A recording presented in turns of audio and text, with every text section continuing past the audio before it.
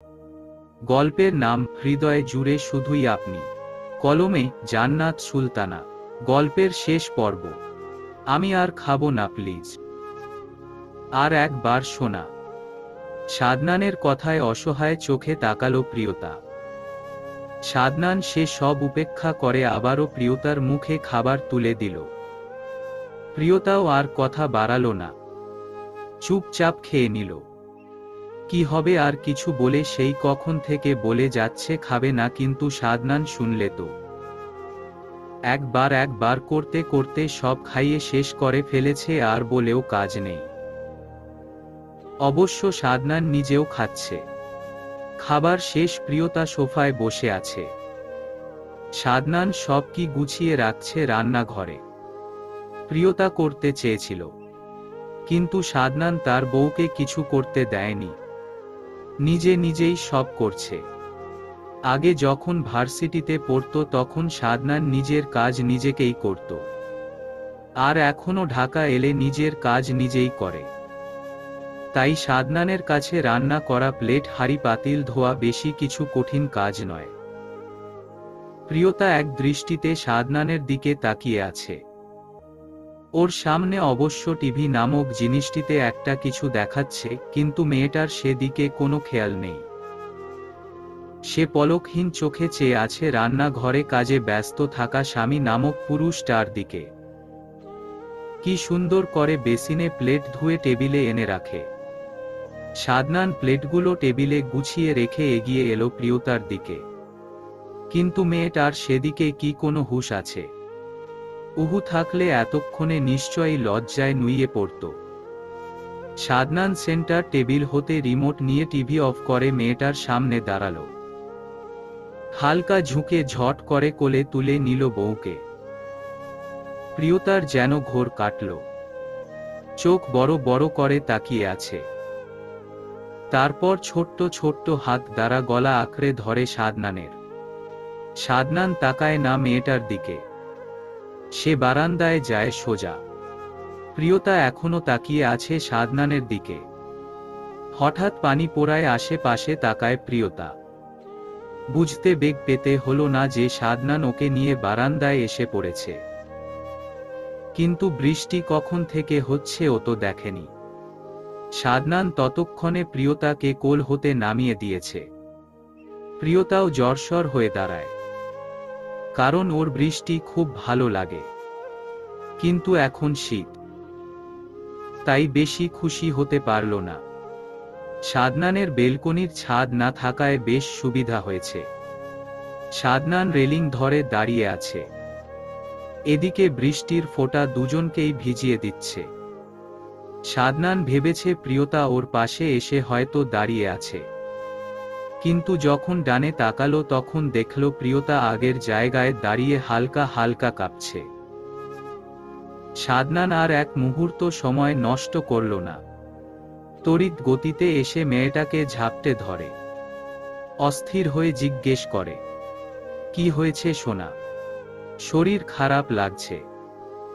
প্রিয়তা নিবু নিবু চোখে চেয়ে বলল, আমার ঠান্ডা লাগছে। আরও অস্থির হয় সাদনান। ও ভুলেই গিয়েছিল এখন হালকা ঠান্ডা পড়েছে, তার মধ্যে মেয়েটা সন্ধ্যায় একবার গোসল করেছে। আর এখন রাত 10টার বেশি বাজে। তার ছোট্ট বউ এতটা ঠান্ডা নিতে পারছে না। তাই সাদনান বেশি কিছু ভাবল না আর। আবারও কোলে করে বেলকনি হতে রুমে এনে ওয়াশরুমে যায়। প্রিয়তা বেচারিকে ঠান্ডায় বেশ কাবু করছে। সাদনানের এখন নিজের গালে নিজের চড় মারতে ইচ্ছে করছে। কে বলেছিল এত ছোট একটা মেয়েকে নিয়ে এই ঠান্ডার মাঝে বৃষ্টিতে ভিজতে যাবার? রোমাঞ্চ করতে গিয়ে এখন বউয়ের যদি কিছু হয়। নিজের মাথার চুল নিজেরই ছিঁড়তে মন চাইছে, কিন্তু এখন মারামারির চিন্তা বাদ দিয়ে নিজের বউয়ের কাপড় চেঞ্জ করে দিতে হবে। সাদনান আশেপাশে তাকায়, কিন্তু না, ওয়াশরুমের কোথাও বউয়ের কাপড় নেই। শুধু সাদনানের একটা হালকা আকাশ রঙের শার্ট আছে। দরজায় ঝুলানো শার্ট এগিয়ে গিয়ে নিল সে, কিন্তু শরীর হতে শাড়ির আঁচল ফেলে বেচারা সাদনানের গলা শুকিয়ে এলো। ফাঁকা একটা ঢোক গিলে নিল। এই মেয়ের হুঁশ না থেকেও বেচারা সাদনানের হুঁশ ও উড়িয়ে দিচ্ছে। সাদনান যতবার প্রিয়তাকে শাড়ি পরিয়ে দিয়েছে চোখ বন্ধ রেখে, ততবার মেয়েটা নিজেও চোখ বন্ধ রাখে। এই যে সন্ধ্যায়ও কাপড় পরিয়েছে তখন চোখ বন্ধ অবস্থা পরিয়েছে। সাদনানের পরক্ষণেই মনে হলো এখন এসব ভেবে কাজ নেই, আগে বউকে সুস্থ করতে হবে। শ্বাস টানে বার কয়েক, তারপর কন্ট্রোল করে পরিয়ে দেয় হাতে থাকা শার্টটা। তারপর আবারও কোলে নিয়ে রুমে এনে শুইয়ে দেয়। তারপর কম্বল জড়িয়ে দেয় শরীরে। নিজেও একটা ট্রাউজার নিয়ে ওয়াশরুম থেকে ফ্রেশ হয়ে একটা টি শার্ট পরে বেরিয়ে এলো। প্রিয়তার এখন কিছুটা ঠান্ডা কম লাগছে। এখন চেয়ে আছে গোল গোল চোখ করে। সাদনান লাইট অফ করে দেয়। এরপর ড্রিম লাইটটা অন করে শুয়ে পড়ে এসিও কমিয়ে। বাহিরে বৃষ্টি এখনো পড়ছে। সাদনান জড়িয়ে ধরে প্রিয়তাকে। প্রিয়তা নিজেও জড়িয়ে ধরে। বেশ ঠান্ডা লাগছে। সাদনান প্রিয়তার গলায় মুখ আনে। ছোট্ট ছোট্ট টুপটাপ কয়েকটা চুমু আঁকে গলার নিচে আর বুকের উপরিভাগের অংশে। প্রিয়তার গায়ে থাকা শার্টের একটা উপরের বোতাম খুলে নেয় সাদনান। আমি ওয়াশরুম যাব, হঠাৎ মিনমিন করে বলে প্রিয়তা। ওকে, আমি নিয়ে যাচ্ছি। বলেই সাদনান সাইডে থাকা টেবিল লাইট অন করে। না যেতে হবে না, আমিই পারবো। বারণ করলো কেন প্রিয়তা? নাকি লজ্জা পাচ্ছে? তবে সাদনান সে সব কথা কানে তোলে না। ঘুরে এসে বিছানা হতে নিজের কোলে নেয় প্রিয়তাকে। সাদনান ওয়াশরুমের দরজার সামনে নামিয়ে দেয় প্রিয়তাকে। মিনিট 10 মতো অপেক্ষার পরেও যখন মেয়েটার কোনো সারা শব্দ পাওয়া যাচ্ছে না, তখন সাদনান ডাকে, প্রিয়তা। না, কোনো আওয়াজ আসছে না ভেতর থেকে। সাদনান ভয় পায় কিছু কি হলো নাকি আবার। সোনা, কি হয়েছে তোমার? শরীর কি আবারও খারাপ লাগছে? সাদনান অস্থির, পাগলের মতো ডেকেই যাচ্ছে। তবে ভিতর হতে কোনো রকম রেসপন্স আসছে না। আমার ভয় করছে সাদনান ভাই। হঠাৎ করে প্রিয়তা ভিতর থেকে বলে উঠে। সাদনান অবাক হয়। কি বলছে মেয়েটা? ভয় করছে মানে? কিন্তু কেন? বেরিয়ে এসো যান। তুমি না চাইলে আমি কিছু করব না। সাদনানের এরূপ কথায় ভরসা পায় মেয়েটা।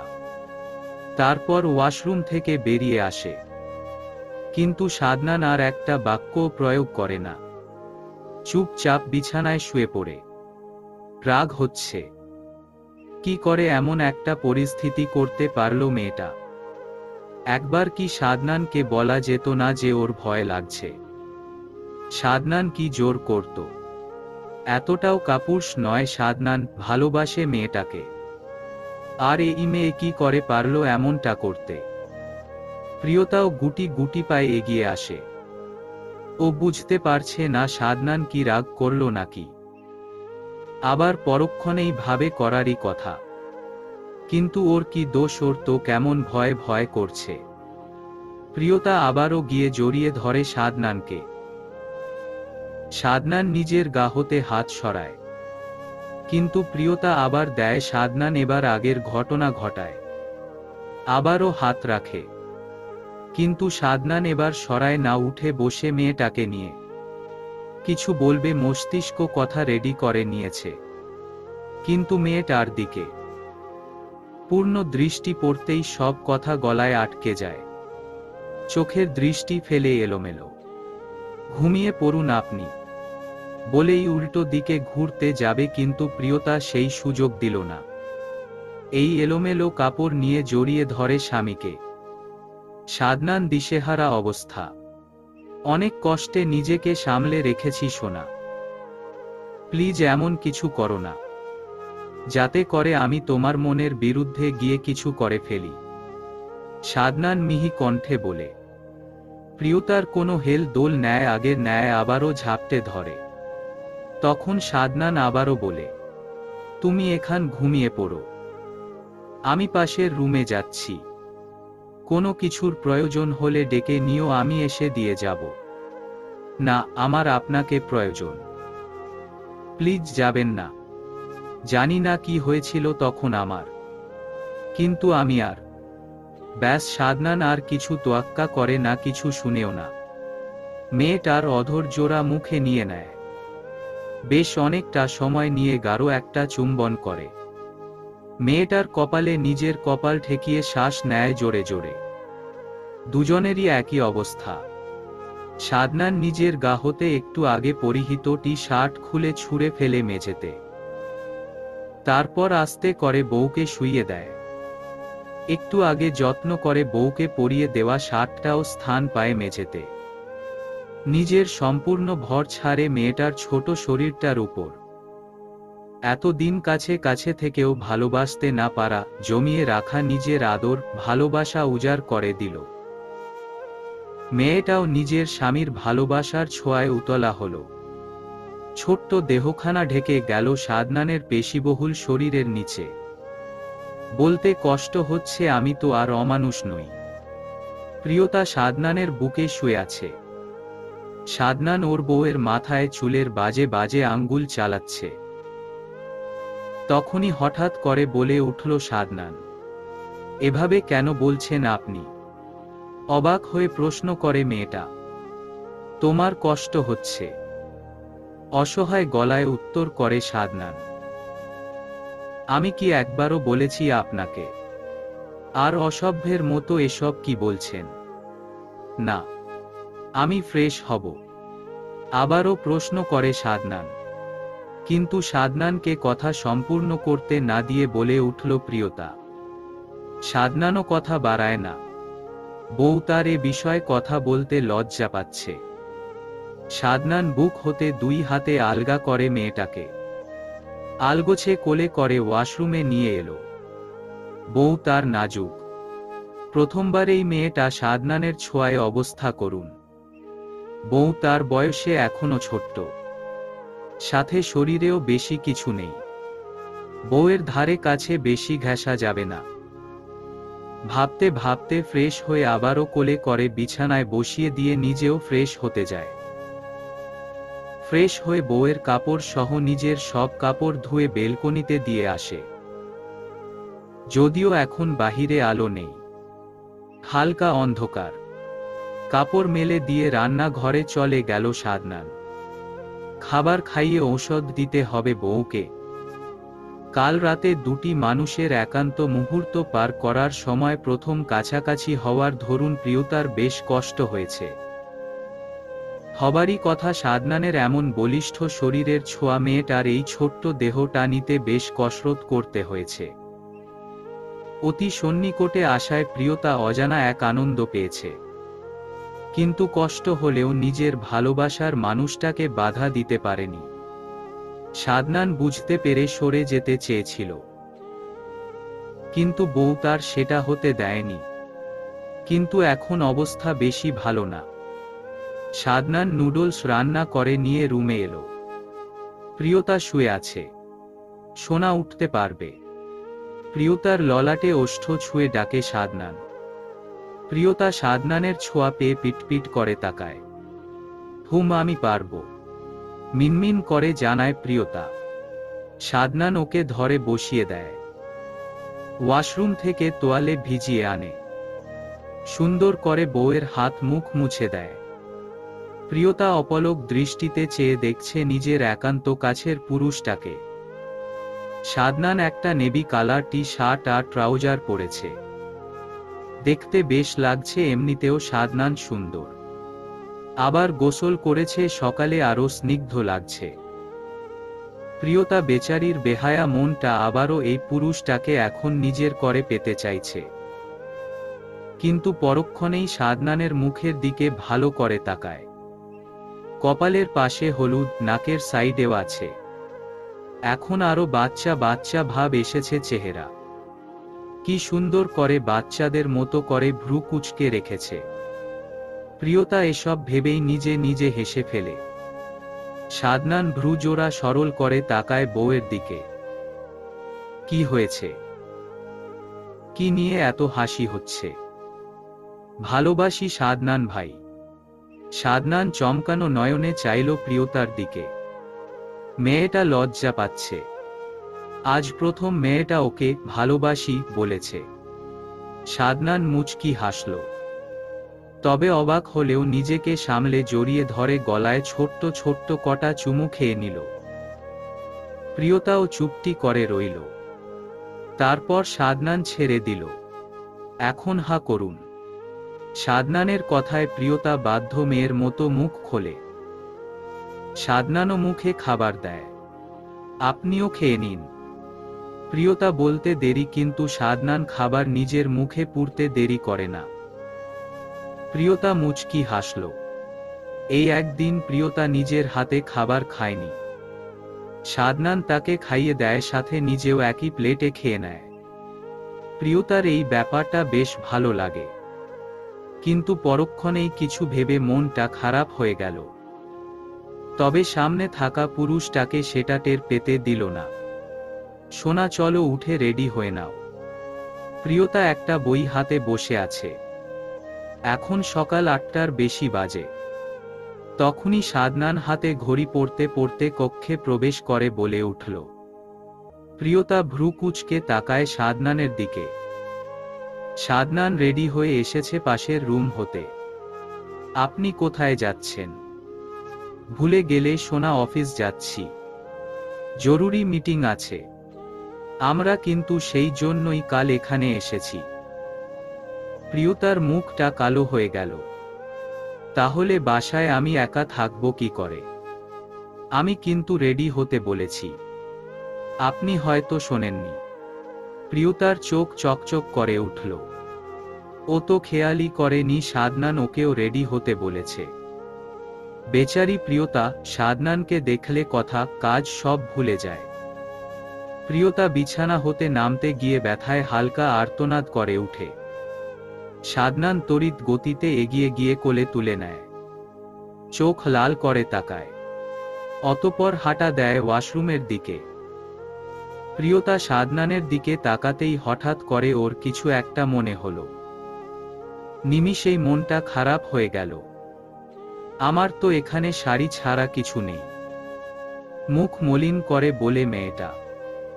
সাদনান প্রিয়তার কথায় তাকালো বউয়ের দিকে। ওয়াশরুমের ভিতর নামিয়ে দিয়ে বলে উঠল, শাড়ি পরেই যাবেন?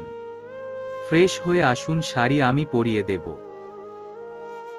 প্রিয়তাও ফ্রেশ হয়ে বেরিয়ে দেখল সাদনান হালকা মিষ্টি কালারের একটা শাড়ি নিয়েছে।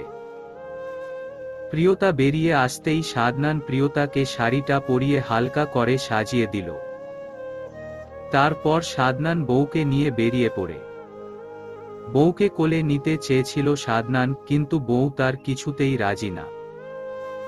সাদনান বুঝতে পারল মেয়েটা লোক লজ্জার ভয় করছে, তাই আর কথা বাড়ায় না।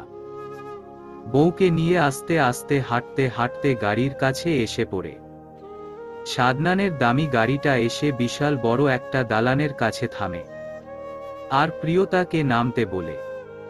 প্রিয়তাও গাড়ি হতে নেমে দাঁড়ায়। সাদনান গাড়িটা পার্ক করে আসে। তারপর প্রিয়তার হাত ধরে বিল্ডিং এর ভিতর প্রবেশ করে। সাদনান অফিসে ঢুকতেই একজন 26 কি 27 বছরের পুরুষ দৌড়ে আসে। তারপর ভালো মন্দ জিজ্ঞেস করলে সাদনান গম্ভীর মুখে সব প্রশ্নের উত্তর বলে। আর বাকিরা সবাই সাদনানকে দেখে দাঁড়িয়ে সম্মান প্রদর্শন করে। কেউ কেউ প্রিয়তার দিকে অবাক চোখে চেয়ে আছে, কেউ আবার ভ্রু কুঁচকে তাকায়। হয়তো সবার মনে প্রশ্ন, কে এই মেয়ে যাকে তাদের স্যার এমন সযত্নে সংরক্ষণ করে দাঁড়িয়ে আছে? প্রশ্নটা সবার মস্তিষ্কের ভিতর আসার কারণ সাদনান প্রিয়তাকে ছোট্ট বাচ্চার মতো আগলে দাঁড়িয়ে আছে, যেন হের ফের হলে কোনো অনর্থ হয়ে যাবে। সবার অবাক হবার বড় কারণ সাদনানকে কখনো কেউ কোনো মেয়ের ধারে কাছে দেখেনি, তাই কৌতূহলটা সবারই হওয়ার কথা। এরপর সাদনান হঠাৎ বলল, ইনি হলেন আমার ওয়াইফ, মানে মিসেস সাদনান। এরপর কেউ কেউ প্রিয়তার সঙ্গে কথা বলল, আবার কিছু কিছু মানুষ নাক মুখ কুঁচকে নিল। তবে প্রিয়তা সবার সাথে কথা বলল। তারপর সাদনান প্রিয়তাকে নিয়ে ওর কেবিনে চলে এলো। কেবিনে আসার একটু পর সেই ছেলেটা আবার এসে সাদনানকে জানায় মিটিং এর জন্য সবাই অপেক্ষা করছে। তাই সাদনান প্রিয়তাকে রেখে মিটিং রুমে চলে গেল। সাদনান কেবিন থেকে বেরিয়ে যাওয়ার মিনিট 5 মাথায় একটা মেয়ে এলো। ম্যাম, আমি তনি। স্যার, মিটিং শেষ হতে লেট হবে, ততক্ষণ আমি আপনার সাথে থাকব। প্রিয়তা খুশি হলো, কারণ ও এই কয়েক মিনিটেই কেমন হাঁপিয়ে উঠেছিল, কেমন হাঁসফাঁস লাগছিল। মেয়েটা এসছে, ভালোই হয়েছে, কথা বলতে বলতে সময়টা কেটে যাবে।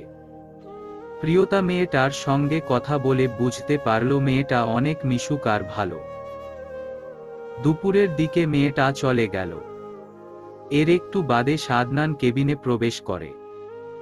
তারপর প্রিয়তাকে নিয়ে অফিস থেকে লাঞ্চের উদ্দেশ্যে বেরিয়ে পড়ে। সাদনানের গাড়িটা একটা রেস্টুরেন্টের সামনে থামায়। গাড়ি থেকে নেমে বউয়ের হাত ধরে রেস্টুরেন্টের ভিতর প্রবেশ করে। দেখেই বোঝা যাচ্ছে অনেক বড় রেস্টুরেন্ট, আর মানুষজনও বেশ ভদ্রভাবে চলাফেরা করছে, কোনো হই হুল্লোড় নেই। সাদনান এক কর্নারে গিয়ে একটা টেবিলে বসে ওয়েটার ডেকে প্রিয়তাকে জিজ্ঞেস করে খাবার অর্ডার করে। জানেন, ওই তনি মেয়েটা অনেক ভালো, প্রিয়তা বলে। সাদনান বউয়ের পাশে বসে বউকে আরো একটু কাছে টানে। আর ছেলেটাকে দেখছো? ওর নাম রিফাত। ওরা দুজন হাজবেন্ড ওয়াইফ। প্রিয়তা সাদনানের কথায় চোখ ছোট ছোট করে তাকায়। প্রিয়তা কিছু বলবে তার মুখ খোলার আগেই দেখল ওই মেয়েটা আর ছেলেটা এই রেস্টুরেন্টে এসেছে। ওই যে দেখুন, ওরা এখানে এসেছে। হাত দিয়ে ইশারা করে দেখিয়ে বলল প্রিয়তা। সাদনান প্রিয়তার ইশারা অনুসরণ করে তাকায়। রিফাত আর তনি। সাদনান বউয়ের নিকট হতে একটু দূরে বসে, তারপর হাত উঁচিয়ে ডাকে, এই রিফাত। রিফাত, তনি দুজনেই অবাক হলো সাদনান আর প্রিয়তাকে দেখে, তবে নিজেদের সামলে নিয়ে এগিয়ে গেল। স্যার, আপনারা এখানে? আপনি তো বলেছিলেন কুমিল্লায় চলে যাবেন আজ। বলছি, আগে বসো। রিফাতের কথায় সাদনান বলে। রিফাত আর তনি অপর প্রান্তে বসে পড়ে। সন্ধ্যায় ফিরে যাব, সাদনান জানায়। তারপর ওয়েটার ডেকে আগের অর্ডারকৃত খাবার সবগুলোই চাটা করে দিতে বলে। এতক্ষণে সাদনানের বউ তনির সাথে এক দফা আলাপ সেরে নিয়েছে। তনি আর রিফাত দুজন দুজনকে ভালোবাসে, কিন্তু তনির পরিবার কিছুতেই রিফাতকে মানছিল না, কারণ রিফাত এতিম। তনির বিয়ে ঠিক হওয়ার পর তনিকে নিয়ে রিফাত পালিয়ে বিয়ে করেছে। দুজনে প্রাপ্ত বয়স্ক হওয়ার দরুন বিয়ে করতে ঝামেলা হয়নি, কিন্তু রিফাত বেকার ছিল। শুধু দুটো টিউশনি করিয়ে যা পেত তা দিয়ে কোনো রকম হতো। তবে রিফাত চাকরি খুঁজছিল। একদিন টিউশন করিয়ে বাসায় ফিরবার সময় রাস্তা সাদনানকে গাড়ি ভিতর পড়ে থাকতে দেখে। সেদিন সাদনানের গাড়িতে কিছু হয়েছিল, যার কারণে নিয়ন্ত্রণ হারিয়ে গাছের সঙ্গে ধাক্কা লাগে। সাদনানের বেশি চোট লাগেনি, তবে হুঁশ ছিল না। সেদিন সাদনানের সঙ্গে অনেক টাকাও ছিল, কিন্তু রিফাত সে সব কিছু উপেক্ষা করে সাদনানকে পাশের ছোট্ট একটা ক্লিনিকে নিয়ে গিয়েছিল। তারপর সাদনানের হুঁশ আসার পর সাদনানকে বাসায় নিয়ে আসে। সেই দিন রিফাতের সততা দেখে সাদনান রিফাতকে চাকরি দেয়। পরে তনির কথা জানতে পারে। রিফাত বলেছিল তনি অনার্সে পড়ে। তনি অনার্স শেষ করার পর তনিকেও সাদনান চাকরি দেয়। স্যার ম্যামকে নিয়ে আজ আমাদের বাসায় চলেন। খাবার খেয়ে সবাই রেস্টুরেন্টে হতে বেরিয়েছে। রিফাত বিদায় বেলা বলে উঠল। রিফাতের সাথে তাল মেলায় তনিও। হ্যাঁ, চলুন না স্যার। সাদনান মুচকি হাসল। রিফাতের কাঁধে চাপড় মেরে বলল, আজ নয়, আরেক দিন। তারপর ওদের বিদায় দিয়ে সাদনান আর প্রিয়তা গাড়িতে উঠে। গাড়ি চলতে থাকে আপন গতিতে। আচ্ছা, আমরা এখন কোথায় যাব? প্রশ্ন করে প্রিয়তা। সোনা, আমরা এখন আমাদের বাড়িতে যাব। কাল তোমাকে নিয়ে তোমাদের বাড়ি যাব। গাড়ি চালাতে চালাতে উত্তর করে সাদনান। মেয়েটা ওর কোলে বসা, গলা জড়িয়ে ধরে বসে আছে। সাদনান আর কোনো সাড়া না পেয়ে ডাকলো মেয়েটাকে। সোনা, ঘুমিয়ে গেছো তুমি? না। আর কতক্ষণ লাগবে যেতে? মিনমিন করে আবারও প্রশ্ন করে প্রিয়তা। বেশি না, আধ ঘন্টার মতো লাগবে। কথাটা বলেই সাদনান বউয়ের মাথার তালুতে চুমু আঁকে। হ্যাপি বার্থডে বউ। প্রিয়তা এতক্ষণ রুমে ছিল না, এই মাত্র রুমে এসেছে। কক্ষে প্রবেশ করার সাথে সাথে সাদনান ওর চোখে হাত দিয়ে ধরে নিয়ে সোজা বেলকনিতে চলে আসে। প্রিয়তা জিজ্ঞেস করলেও সাদনান কোনো রকম উত্তর দেয়নি। এক্কেবারে বেলকনিতে এনে চোখ হতে হাত সরিয়ে উপরোক্ত কথাগুলো বলে উঠল। প্রিয়তা চারদিকে তাকায়। বেলকনিটা অনেক সুন্দর করে সাজানো, বেলুন, ফুল আর ছোট্ট ছোট্ট মোমবাতি দিয়ে। কখন করলো এসব প্রিয়তা বুঝতে পারছে না। প্রিয়তা অবাক হলো, সাথে অনেক খুশিও। কিন্তু নিজেকে সামলে সাদনানকে জড়িয়ে ধরে বলল, ধন্যবাদ। মিষ্টি হেসে বলে প্রিয়তা। দেখতে দেখতে আমার বউটার 18 বছর হয়ে গেল। সাদনান মুচকি হেসে বলল। তারপর প্রিয়তাকে ছাড়িয়ে নিয়ে দুজনেই সেন্টার টেবিলের সামনে হাঁটু গেড়ে বসে প্রিয়তাকে ইশারা করে কেকটা কাটার জন্য। প্রিয়তাও বাধ্য মেয়ের মতো কেকটা কাটে। তারপর সাদনানকে খাইয়ে দেয়, সাদনানও একটু নিয়ে বউকে খাইয়ে দেয়। কিন্তু বেচারি প্রিয়তাকে আর গিলতে দিল না। নিজের অধর জোড়া দ্বারা মেয়েটার অধর চেপে ধরে। মিনিট 2 মতো এভাবে ছিল, তারপর ছেড়ে দিয়ে উঠে দাঁড়ালো। নিজের পরিহিত ট্রাউজারের ডান পকেট হাতড়ে কিছু একটা বক্সের মতন বের করে সাদনান। বক্সটা খুলে ভিতরে থেকে একটা লকেট বের করে।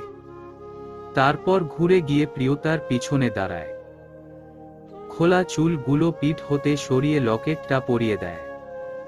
প্রিয় পুরুষটার ছোঁয়া পেয়ে মেয়েটার ছোট দেহ পিঞ্জর কেঁপে উঠে। তাই চোখ জোড়া খিচে বন্ধ করে নেয়। সাদনান লকেটটা গলায় পরিয়ে দিয়ে আবারও সামনে এসে দাঁড়ায়। প্রিয়তার চোখ তখনও বন্ধ। সাদনান মুচকি হাসল। সেই প্রথম থেকে মেয়েটা ওর ছোঁয়া পেলে কেঁপে উঠে। আর আজ বিয়ের 4 মাসে এসেও ঠিক আগের মতো কেঁপে উঠে। আর এই 2 মাস ধরে তো রোজ আদর, ভালোবাসা দিয়ে আসছে।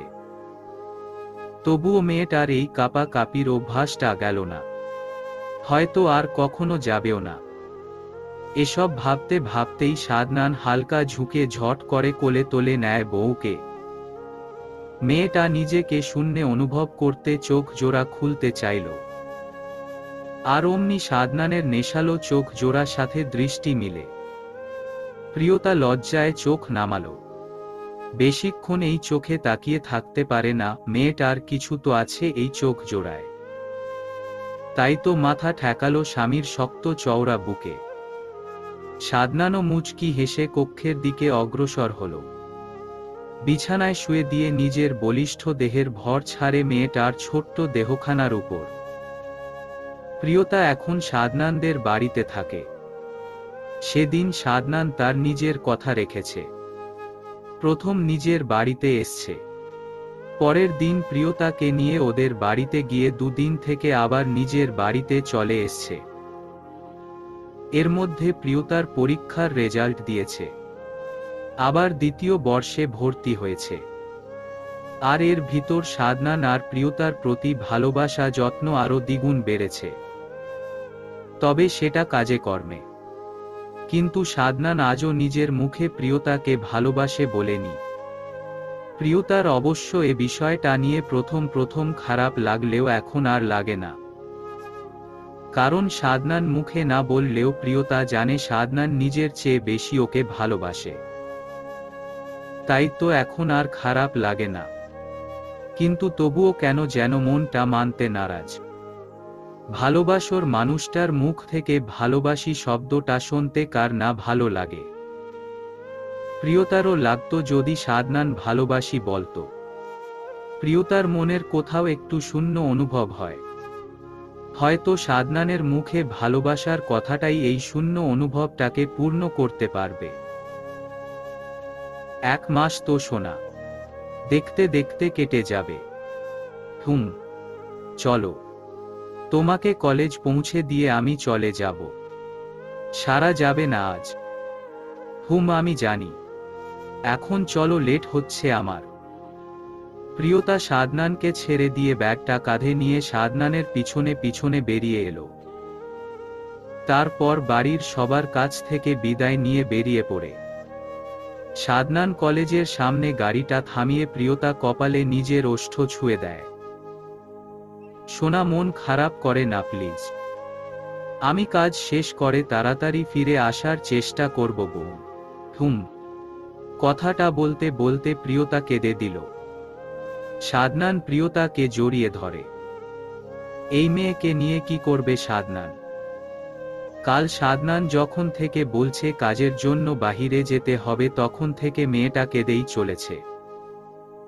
সাদনানের নিজের যে কষ্ট হচ্ছে না তেমনটা নয়, এই ছোট্ট বউটাকে রেখে যেতে মন কিছুতেই চাইছে না, কিন্তু যেতে হবে।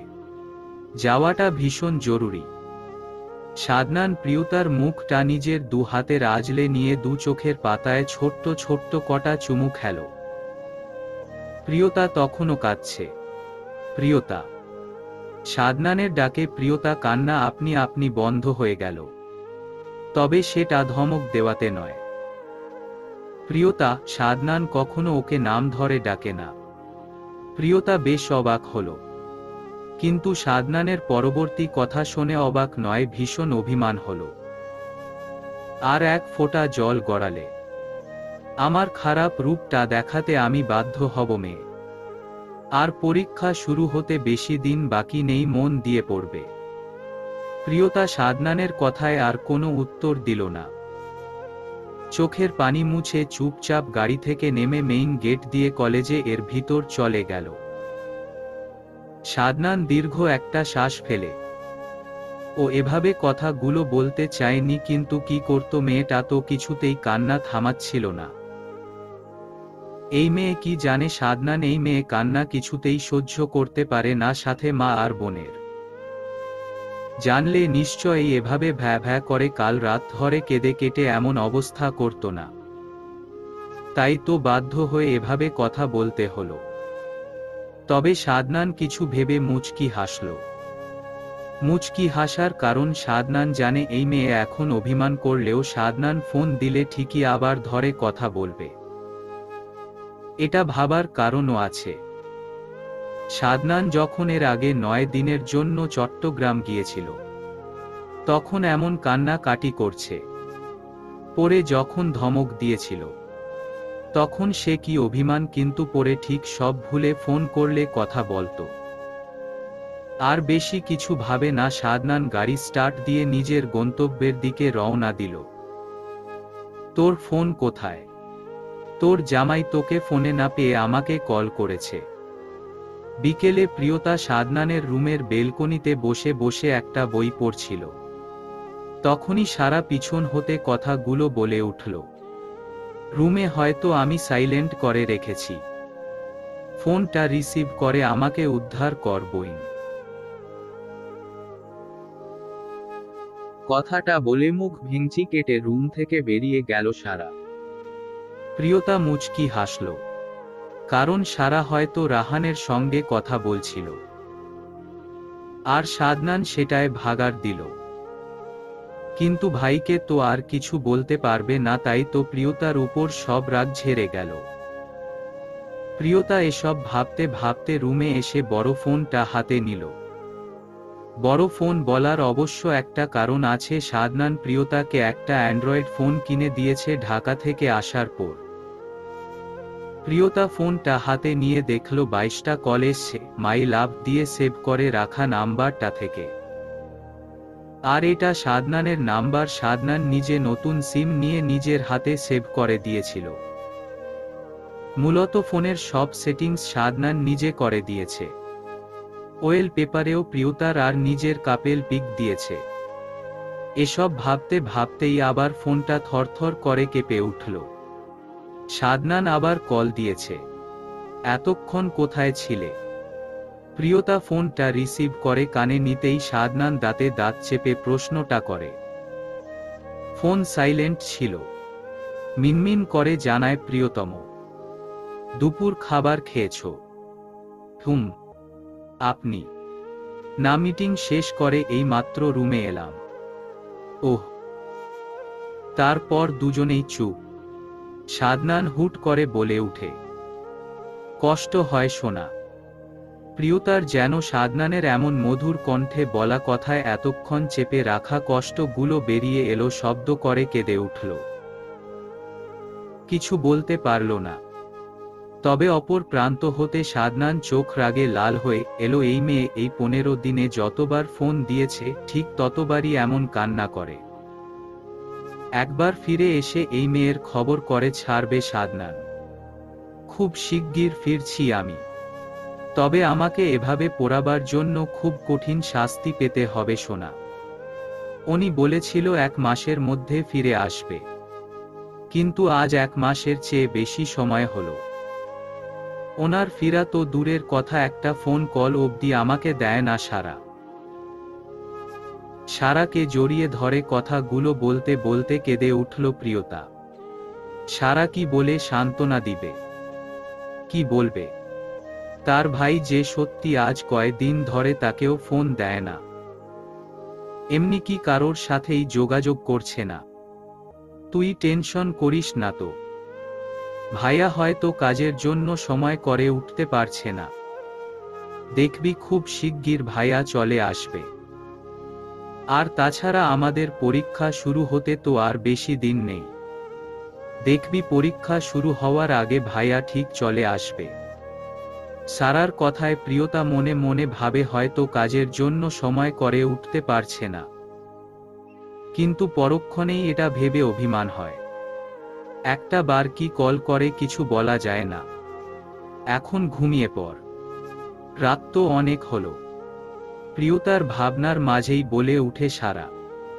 হুম, তুই যা। আচ্ছা। বলে সারা বিছানা হতে নেমে নিজের কক্ষের দিকে চলে গেল। প্রিয়তাও দরজাটা আটকে ওয়াশরুম থেকে ফ্রেশ হয়ে এসে শুয়ে পড়ে। রাত তখন 3টার বেশি সময় বাজে। প্রিয়তার বড় ফোনটা সশব্দে বেজে উঠে। প্রিয়তা তখন গভীর ঘুমে। দুবার রিং হওয়ার পর প্রিয়তা চোখ কচলাতে কচলাতে বালিশের নিচ হাতড়ে ফোনটা বের করে। বাহিরের দেশের নাম্বার দেখে ভ্রু কুঁচকে আসে প্রিয়তার কে হতে পারে এত রাতে, তাও আবার বিদেশি নাম্বার। প্রিয়তা এসব ভাবতে ভাবতে ফোনটা কেটে যায়। প্রিয়তা আর বেশি কিছু ভাবে না। ফোনটা যেই না আবার পূর্বের স্থানে রাখতে যাবে তখন আবারও একই নাম্বার থেকে ফোন এলো। প্রিয়তা ফোনটা রিসিভ করে, কানে নেয় ফোনটা। অপর প্রান্ত হতে ব্যক্তিটা বাজ খাই গলার আওয়াজে মেয়েটার চোখের কোল ভিজে উঠল জলে। আপনি এতদি আর একবার যদি কান্নার শব্দ হয় তবে কলটা আমি এখনই কেটে দেব। ব্যাস, প্রিয়তা চোখর জল হাতের তালু ধারা মুছে নেয়। কিন্তু খুশিতে কান্নাগুলো যেন থামতেই চাচ্ছে না, আবারও জল গড়ায় চক্ষুর কার্নিশ হতে। তবে এবার কোনো শব্দ করে না মেয়েটা। সুন্দর করে সাবলীল গলায় প্রশ্ন করে, এতদিন কেন ফোন করেননি? আর এটা তো বাংলাদেশের নাম্বার নয়। কোথায় আছেন আপনি? কবে বাড়ি আসবেন? মেয়েটার এত প্রশ্নে ওপাশ হতে সাদনান নিঃশব্দে হাসল। অফিসের কাজে লন্ডন এসছি আপনার সাথে ওই দিন কথা বলার পর, কিন্তু এখানকার কোনো সিম নেইনি, তাই ফোন দিতে পারিনি। এখন একজনের কাছ থেকে ফোন নিয়ে কল দিলাম। পরশু দিন সন্ধ্যার ফ্লাইটে বাংলাদেশ ফিরছি। আর ফোন দেব না। আশা করি আর কান্না কাটি করবেন না। আপনি কি করে জানলেন আমি কান্না করি? অবাক হয়ে প্রশ্ন করে প্রিয়তা। সাদনান অধর কামড়ে ধরে। কিছু ভাবে। পর নিজেও প্রশ্ন করে, তার মানে আপনি সত্যি কান্না করেন? প্রিয়তা ভেবাচে কাক খেল। তার মানে সাদনান আন্দাজ করে বলেছিল, আর বেচারি নিজে সত্যি বলে দিল। মোটেও না, পরশু থেকে আমার পরীক্ষা শুরু হবে। প্রসঙ্গে পাল্টাতে প্রিয়তা কথা ঘুরায়। সাদনান বুঝল প্রিয়তা হয়তো নিজেকে শক্ত রাখার চেষ্টা চালাচ্ছে, তাই আর কথা বেশি ঘাটে না। টুকটাক কথা বলে ফোন রাখে। দুজনকেই বলছি, মন দিয়ে প্রশ্ন পড়বে, তারপর লেখা শুরু করবে। বাবা তো যেতে পারবো না, তোমাদের রাহান দিয়ে আসবে। পরীক্ষা শেষ হলে অপেক্ষা করবে, রাহান আবার নিয়ে আসবে। আজম মির্জার কথায় সারা আর প্রিয়তা দুজনেই বাধ্য মেয়ের মতো মাথা নাড়ে, যার মানে ঠিক আছে। তারপর দুজনে সালেহা বেগমের কাছ থেকে বিদায় নিয়ে বাড়ির বাহিরে এসে দেখল রাহান দাঁড়িয়ে আছে। প্রিয়তা মুচকি হেসে পিছনে সিটে বসে পড়ে। সারা একটা ভেঙচি কেটে দিয়ে সামনে বসল। রাহান সারার কাণ্ড দেখে নিঃশব্দে হেসে বাম হাত হারা আলগোছে মাথার পিছনের চুল খামচে ধরে। মেয়েটা ওর উপর অভিমান করেছে। আর অভিমান করার কারণ কাল রাতে যখন দুজন ফোনে কথা বলছিল তখন রাহান কথার কথায় বলেছিল সারা যদি ফেল করে তবে রাহান ফেল টুস মেয়েকে বিয়ে করবে না। ব্যাস সেই থেকে সারা ফোন বন্ধ করছে, আর ফোন অন করেনি। অভিমান হয়েছে মেয়েটার, লোকটা এভাবে বলতে পারল। এই তার ভালোবাসা, তাই তো আর কথা বলবে না ঠিক করেছে। কিন্তু কথা না বলে থাকতে পারে কি না এখন সেটা দেখা যাক। গাড়িটা এসে কলেজ গেটের কাছে থামাতেই প্রিয়তা ঝটপট নেমে কলেজের ভিতর দিকে যেতে লাগল। কারণ রাস্তায় অনেক মানুষজন, গাড়ি, তাই কলেজের ভিতর গিয়ে সারার জন্য অপেক্ষা করবে ভাবে। আর তাছাড়া দুটি ভালোবাসার মানুষের একান্ত কিছু কথা থাকতেই পারে। আর সারা যেই না গাড়ি থেকে নামতে যাবে, রাহান অমনি এক টানে মেয়েটাকে নিজের বুকে উপর নিয়ে আসে। সারা রাহানের এতটা সন্নিকটে এসে হার্টবিট দ্রুত লাফাতে লাগল। শরীরের শির দ্বারা দিয়ে শীতল স্রোত বয়ে গেল। চোখ খিচে বন্ধ করে নিল। রাহান সারার ছোট গোল গাল মুখ খানায় টুপটাপ কয়েকটা চুমু খেয়ে নিল। কপালে নিজের অধর জোড়া ছুঁয়ে দিয়ে মেয়েটাকে আবার আগের স্থানে বসিয়ে দেয়। আদুরে কণ্ঠে বলে উঠল, সরি জান। সারা তাকালো তো নাই, উল্টো বাহিরে দিকে তাকিয়ে কেঁদে উঠল।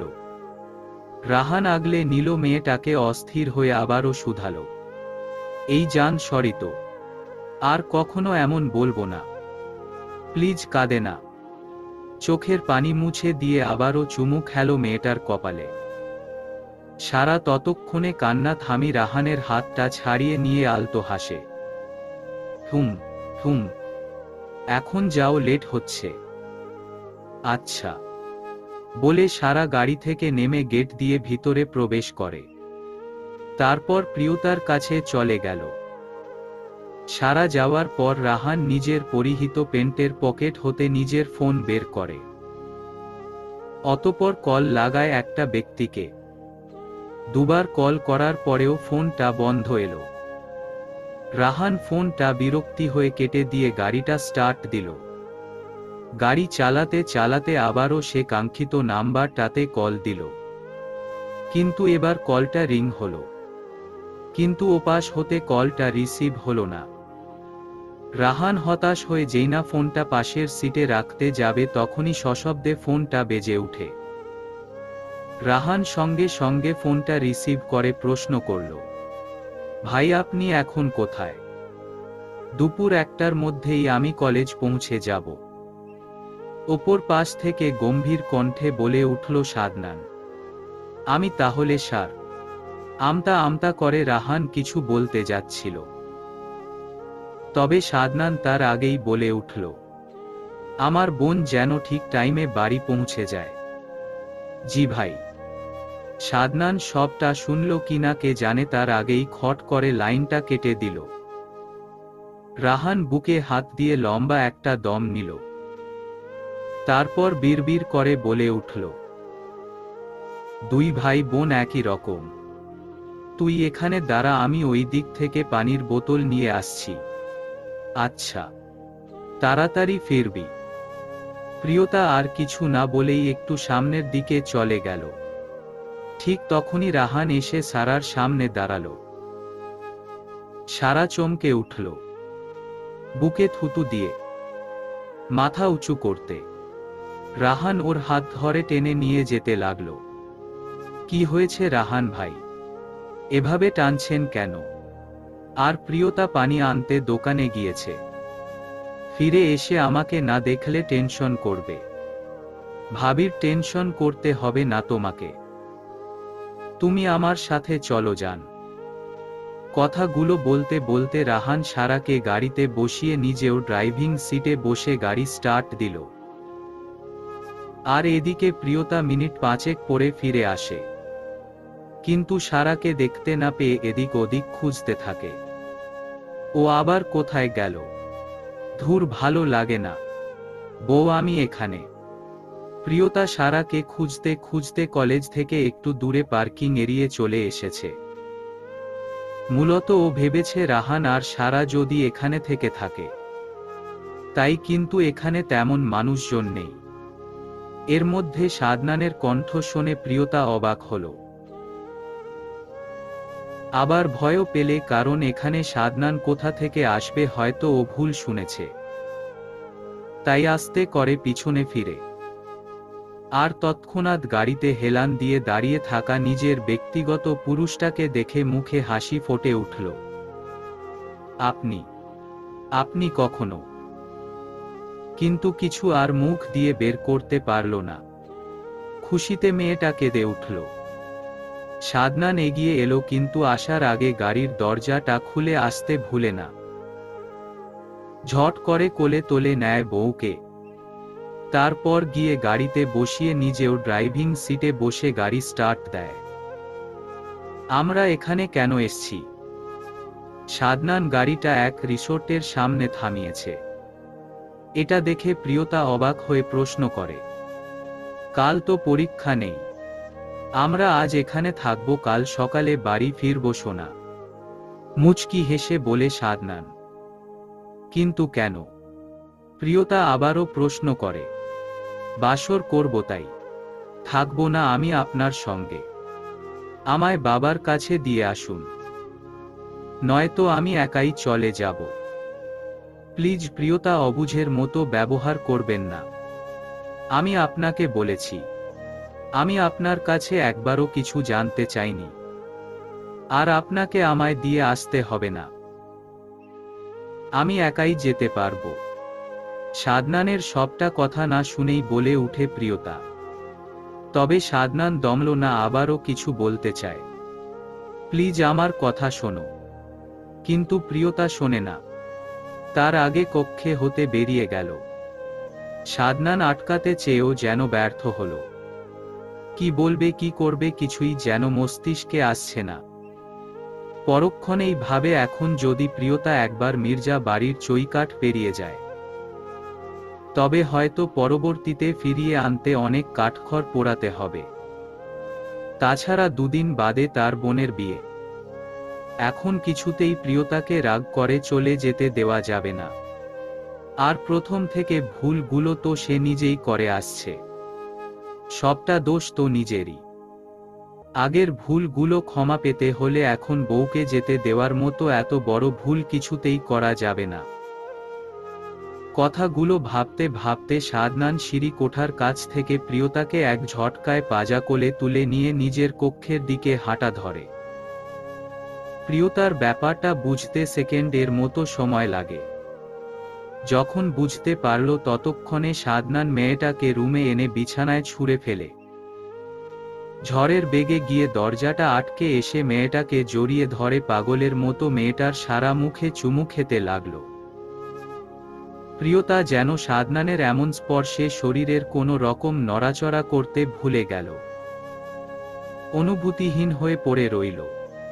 সাদনান সারা মুখে অধর ছুঁয়ে দিয়ে মাথাটা তুলে বউয়ের দিকে দৃষ্টি দিল।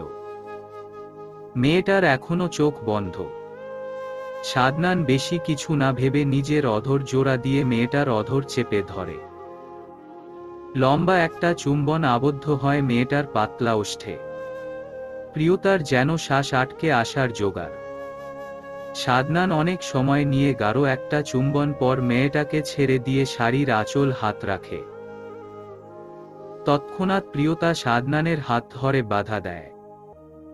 মেয়েটার চোখ চিকচিক করছে, আর সেই মায়াবী চোখ জোড়ায় যেন বলছে, আপনি আমাকে অনেক কষ্ট দেন সোনা, আর কখনো এমন করব না, প্লিজ এবারের মতো ক্ষমা করে দিন।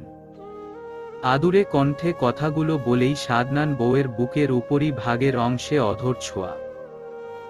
প্রিয়তা সাদনানের কথায় কোনো রকম উত্তর করে না। এলোমেলো দৃষ্টি ফেলে চারদিকে, চোখের পানি আড়াল করে। সাদনান বউকে আবারও আগলে নেয়। প্রিয়তাও আর বাধা দেয় না, চুপটি করে স্বামীর সঙ্গ দেয়। সাদনান যেন আরো উন্মাদ হয়। প্রিয়তার চোখ হতে গাল বেয়ে গড়িয়ে পড়ে চোখের জল। খামচে ধরে সাদনানের পিঠ, নখ ডাবায় সাদনানের উদাম শরীরে। প্লিজ শান্ত হন আপনি, আমি কোথাও যাচ্ছি না, প্রিয়তা জানায়। কিন্তু উন্মাদ সাদনান শুনে না। সরি সোনা, আপনি নিজে আমাকে এমন করতে বাধ্য করলেন, এখন আমি কিছুই করতে পারবো না। কষ্ট হলেও এখন আপনাকে সহ্য করতে হবে। প্রিয়তা সাদনানের যুক্তিতে আর কিছু বলে না। তবে সাদনান একটা অনাকাঙ্ক্ষিত শব্দ উচ্চারণ করে, ভালোবাসি বউ। অধরে চুমু খেয়ে আলগোছে জানান দেয় বউকে। প্রিয়তার এতক্ষণ সাদনানের হাতের এলোমেলো স্পর্শে সুখ অনুভব না করলেও যেন ভালোবাসি শব্দটা শুনে মুহূর্তের মধ্যে বুকের বা পাশটায় সুখ সুখ অনুভব করে। মেয়েটা খুশিতে শক্ত করে জড়িয়ে ধরে প্রিয় পুরুষটাকে। প্রিয়তার পরীক্ষা শেষ হয়েছে আজ 1 সপ্তাহেরও বেশি সময় হল। সেদিন সাদনান রিসোর্টে রাত কাটিয়ে প্রিয়তাকে নিয়ে এর পরের দিন বাড়ি ফিরে। মাঝে কদিন ভালোই চলছিল, কিন্তু বিপত্তি সৃষ্টি হয় তখনই যেদিন প্রিয়তার পরীক্ষা শেষ হয়। সাদনান সেদিন প্রিয়তাকে নিতে আসবে বলেও আসেনি। প্রিয়তা ভেবেছিল হয়তো কোনো কাজে আটকে গিয়েছে, আর তাছাড়া রাতে তো বাড়িতে আসবেই। এসব ভেবেই প্রিয়তা মন খারাপ করেনি, বাড়ি চলে গিয়েছিল। কিন্তু সাদনান সেদিন প্রিয়তাকে নিরাশ করে দেয়। সেদিন রাতে বাড়ি আসা তো দূর, একটা কলও দেয়নি। আর যখন 1 সপ্তাহ পরও কোনো রকম উত্তর সাদনানের পক্ষ হতে আসেনি, তখন মেয়েটার ছোট্ট মনটা অভিমানে ঘিরে ধরেছিল। কিন্তু সাদনান বউয়ের সেই অভিমানটা বেশি দিন থাকতে দেয়নি। বেচারা সাদনানের বাকি দোষ, কাজের জন্য যে এলাকায় গিয়েছিল ওখানে নেট সার্ভার বন্ধ ছিল, তাই তখন চাইলেও যোগাযোগ করা সম্ভব হচ্ছিল না। আর কাজটাও ইম্পর্ট্যান্ট থাকায় ফেলে আসতে পারছিল না। তবে যাবার পর একবার আজম মির্জার সঙ্গে কথা বলেছিল, আর আজম মির্জাই সবাইকে খবরটা দিয়েছিল। আর সেই থেকে প্রিয়তা অভিমান হতে লাগল। আর 1 সপ্তাহে সেটা রাগে পরিণত হল। সাদনান আজ সকালেই বাড়ি এসেছে, আর বুঝতে পেরেছিল বউ তার বড্ড অভিমান করছে। সকাল থেকে প্রিয়তা একবার কক্ষে আসেনি, সারা আর সালেহা বেগম এর সঙ্গে থেকেছে, রান্নার কাজে সাহায্য করেছে। আর যখন রুমে এসেছিল তখনই সাদনানের সঙ্গে রাগ করে চলে যেতে চেয়েছিল। তবে সাদনান তার ভালোবাসার কাছে সেসবকে তুচ্ছ করে বউকে ভালোবাসার চাদরে মুড়িয়ে দিল। এর মধ্যেই আবার রাহানের বাবা মা আবদার করেছে তাদের ছেলের বউ তারা খুব শিগগির বাড়ি নিয়ে যেতে চায়। মূলত রাহানের পীড়াপিড়িতে ওনার অতিষ্ঠ। তাই তো রেজাল্ট দেওয়ার আগেই নির্লজ্জের মতো আজম মির্জার সাথে কথা বলে বিয়ের দিন তারিখ ঠিক করে রফিক আহমেদ। মির্জা বাড়ি উৎসবে মেতে আছে। বাড়ির একমাত্র মেয়ের বিয়ে বলে কথা। কোনো রকম কমতি রাখছে না আজম মির্জা। কোনো আত্মীয় স্বজন বাকি রাখেনি। তবে নিজের বলতে বিশেষ কেউই নেই। আর সালেহা বেগম ওনারও কোনো আত্মীয় নেই, উনি ওনার বাবা মার একমাত্র সন্তান। আর আজম মির্জার এক বোন, তিনি দেশে থাকে না, ছেলেদের সঙ্গে বাহিরেই থাকে। আর ওনার ছেলেরাও এখন বউ বাচ্চা ব্যবসা নিয়ে ব্যস্ত, তাই তো কেউ আসতে পারবে না। দেখে হার্ট ইডিয়েট। মাইশা আয়ানের কথা শুনলে তো ঝড়ের বেগে দৌড়ে বাড়ির ভিতরে প্রবেশ করে। প্রিয়তা মাইশাকে দেখেই বলে উঠল, আপু আসতে, পুচকো ব্যথা পাবে।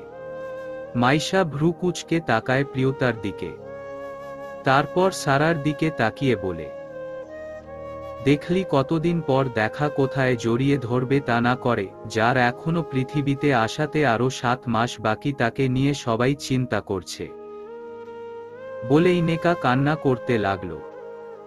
সারা মিট মিট করে হাসে, কিছু বলে না। প্রিয়তা সারার পাশ হতে সোফা ছেড়ে উঠে এসে মাইশাকে জড়িয়ে ধরে, তারপর ভালো মন্দ জিজ্ঞেস করে। ততক্ষণে আয়ানও এসেছে, আর বাড়ির বড়দের সাথে কথা বলছে। মাইশাও সবার সাথে কথা বলতে ব্যস্ত হয়ে পড়ে। মাইশা আর আয়ানের অস্তিত্ব আসতে চলছে। 3 মাস চলে। এবারও মাইশা আসতে চাইছিল না, কিন্তু সারার আর প্রিয়তার আবদারটা ফেলতে পারেনি। এদিকে আয়ানরা সবাই চলে এসেছে। আজ সন্ধ্যায় গায়ে হলুদ। মূলত তখন সবাই সারার হলুদ নিয়ে গবেষণা করছিল, আর তখনই মাইশাদের আগমন ঘটে। মাইশার বাবা মা, শফিক, সৌদাগর সবাই 2 দিন আগেই চলে এসেছে মির্জা বাড়ি। হলুদের অনুষ্ঠান বাগানে করা হয়েছে। সাদনানদের বাড়িটা যেমন দেখতে, বাগানটার চাইতে বেশি সুন্দর। বিয়েও এখানেই হবে। আজম বেশ কড়াকড়ি ভাবে গার্ড রেখেছে। এত মানুষের হই হুল্লোড়ে যেন না হয়, সেজন্য বেশ মার্জিত ভাবে গোছগাছ করছে। আর একমাত্র মেয়ের বিয়ে, সঙ্গে তিনি এমপি। এলাকায় একটা নামডাকের ব্যাপার আছে। হলুদ অনুষ্ঠান শেষ হতে হতে রাত 1টার বেশি সময় নিয়ে শেষ হলো। প্রিয়তাও ফ্রেশ হয়ে রাতের পোশাক পরে ওয়াশরুম থেকে বেরিয়ে বিছানায় শরীর এলিয়ে দেয়। সাদনান এতক্ষণ বসে বসে বউকে দেখছিল। প্রিয়তা চোখ বন্ধ করতে যাবে, আর অমিন সাদনান মেয়েটাকে ঝাপটে ধরে।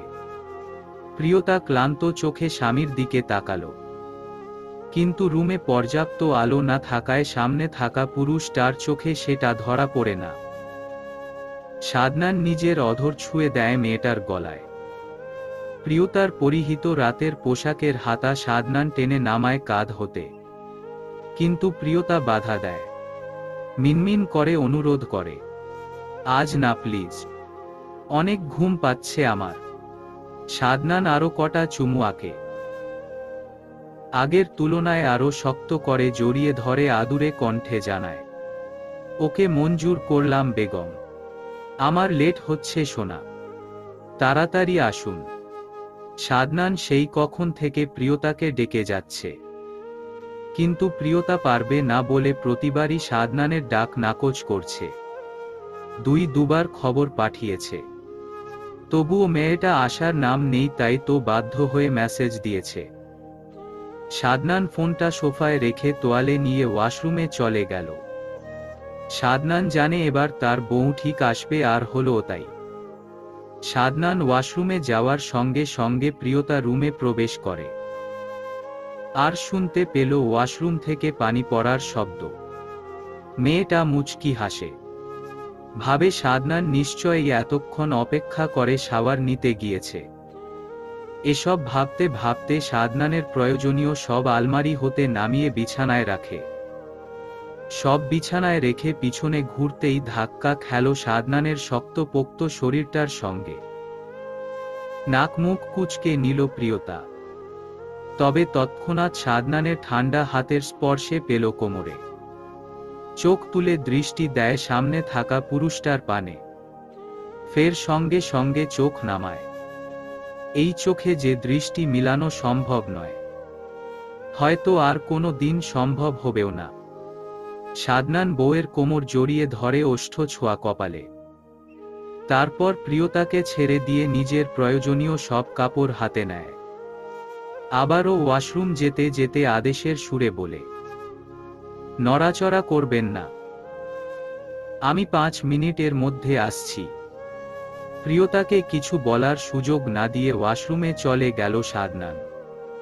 প্রিয়তা মুচকি হাসে, পা ঝুলিয়ে বিছানার ধারে বসে পড়ে। মিনিট 5 পর সাদনান বেরিয়ে আসে। সাদনান রেডি হচ্ছে, প্রিয়তা বসে বসে দেখছে। না দেখেও উপায় নেই, এটা প্রিয়তার এখন রোজকার রুটিন। সাদনান রেডি হবে আর সেটা বসে বসে দেখতে হবে। সাদনান রেডি হয়ে বউকে বসে থাকতে বলে রুম থেকে বেরিয়ে এলো। এখন বেলা 11টা বাজে। রাহানরা 12টা নাগাদ আসবে বলে ফোনে জানিয়েছে। সারাকে সাজানো এখনো শেষ হয়নি। পার্লার থেকে মেয়ে এসছে, ওরাই ওকে সাজাচ্ছে। প্রিয়তা তখন ওখানেই বসে ছিল। সাদনান কক্ষে হতে বেরিয়ে সোজা রান্নাঘরে এলো। সালেহা বেগম ছেলেকে রান্নাঘরে দেখে হন্তদন্ত হয়ে জিজ্ঞেস করে, আব্বা কিছু লাগবে তোমার? সাদনান সোজা সাপটা জবাব দেয়, খাবার লাগবে আম্মু, আমার বউ এখনো কিছু খায়নি। কাজ করতে দাও না, ঠিক আছে, অন্তত আমার বউকে ঠিক মতো খাবারটা তো খেতে দিও আম্মু, তুমি তো জানো ও কেমন মেয়ে। ছেলের কথায় সালেহা দাঁত হারা জিহ্বা কাটে। ওনার তো মনেই ছিল না, ইস মেয়েটা নিশ্চয়ই এত বেলা অবধি না খেয়ে আছে, আর উনি তো কাজের চাপে ভুলে বসেছে। এসব ভেবে সালেহা বেগম মন খারাপ করে বলে, আমার খেয়াল ছিল না আব্বা, একটু কষ্ট করে আপনি যদি ওকে, তুমি খাবারটা দেও, আমি খাইয়ে দেব। সালেহা বেগম হয়তো ছেলেকে বলতে ইতস্তত বোধ করছিল। সাদনান বুঝতে পারে। মায়ের কথা সমাপ্ত করার আগেই নিজ থেকে বলে উঠে। সালেহা বেগম খাবার প্লেট ছেলের হাতে দেয়। সাদনান মাকে একটা মুচকি হাসি দেয়। সালেহা বেগমও হাসে। ছেলে তার বড্ড বউ পাগল। অবশ্য বাবা যেমন ছেলে তো তার তেমনে হবে। আজম মির্জা এখনো স্ত্রীকে বোস যত্ন করে, সাথে ভালোবাসা।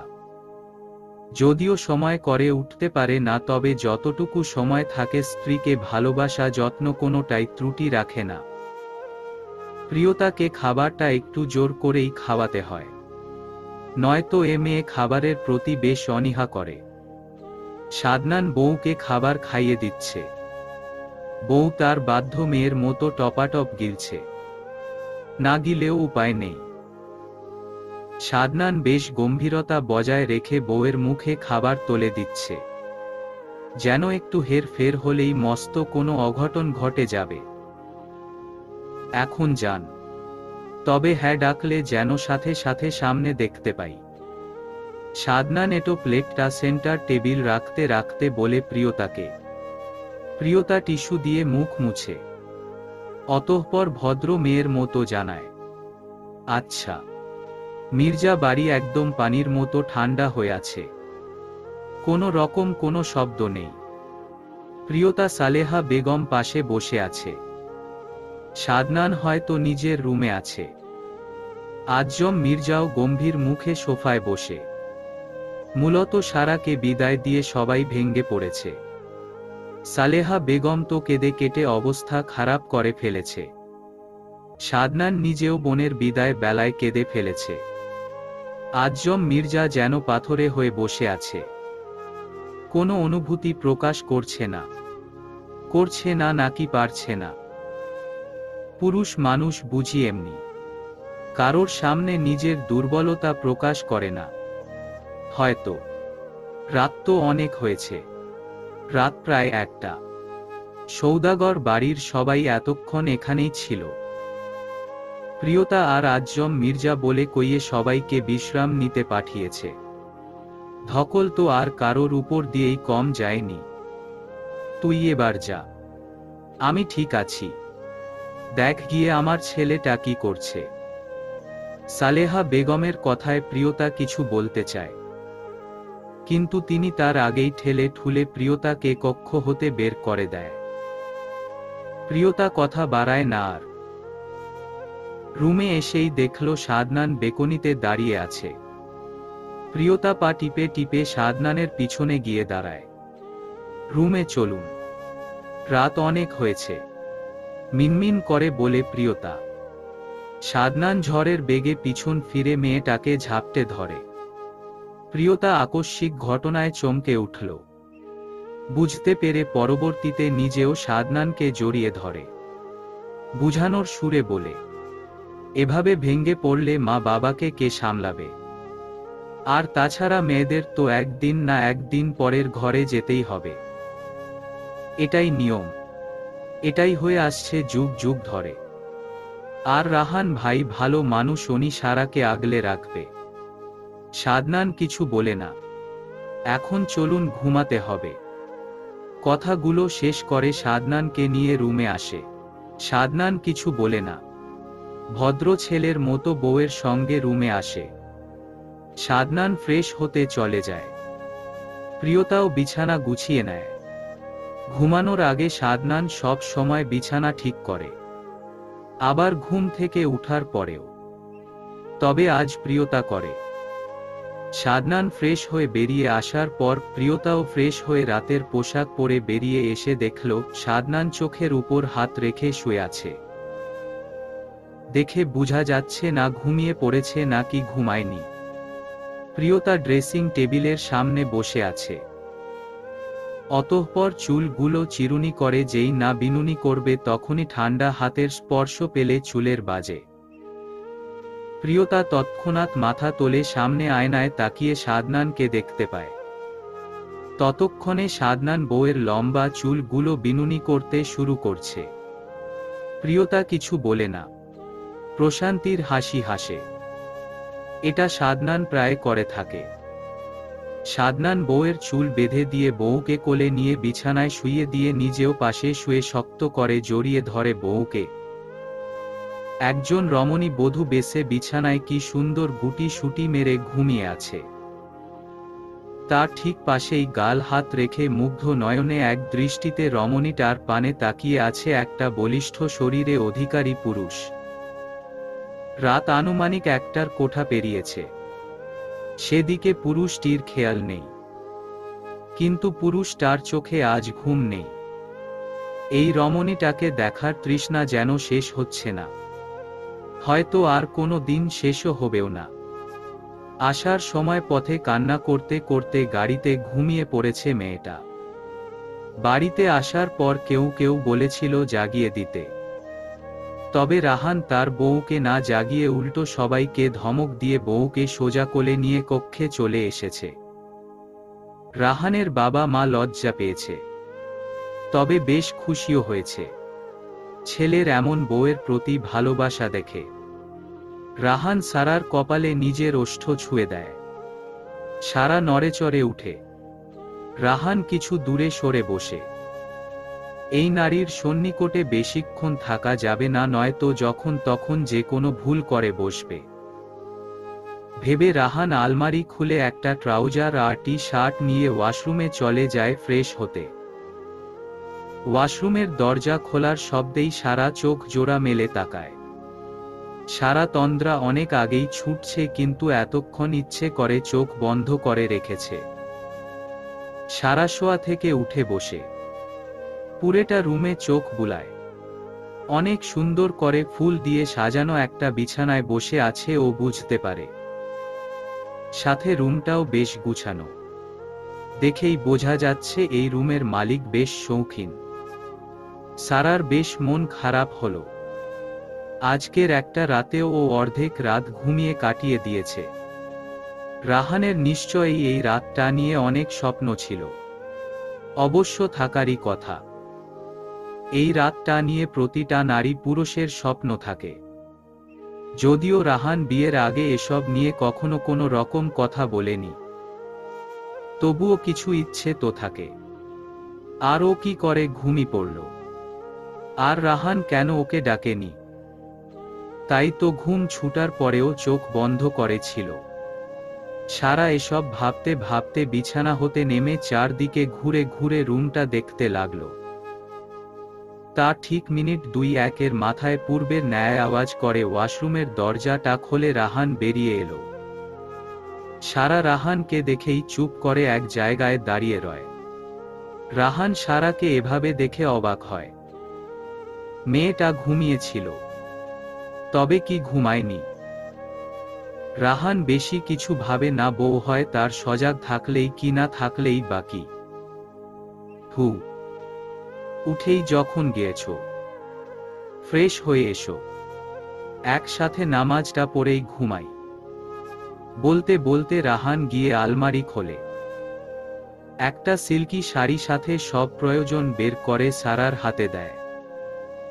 সারা শাড়ি অবস্থা দেখে চোখ বড় বড় করে রাহানের মুখপানে চায়, কারণ শাড়িটা একটু বেশি পাতলা। আমি তোমার হাজবেন্ড, এখন যাও তাড়াতাড়ি ফ্রেশ হয়ে এসো। রাহান গা ছাড়া ভাব নিয়ে বলে। সারা আর কি করবে? এই রুম বাড়ি সব কিছু নতুন, কিছু চিনে না। এখন এটা না পরেও থাকা যাবে না, কারণ শরীরে যে পোশাক সে সব নিয়ে কিছুতেই ঘুমানো যাবে না। বাধ্য হয়ে এটা পরে ফ্রেশ হয়ে বেরিয়ে এলো। রাহান কিছু বলে না, এমনকি একবার তাকালো পর্যন্ত না।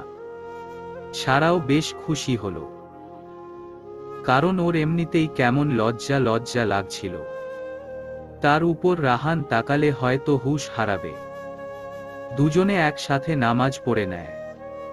রাহান জায়নামাজ গুছিয়ে রাখে, তারপর আলমারি খোলে 2 টাকার বান্ডিল আর একটা বক্স বের করে। সারা সেদিকে ভ্রু কুঁচকে তাকায়।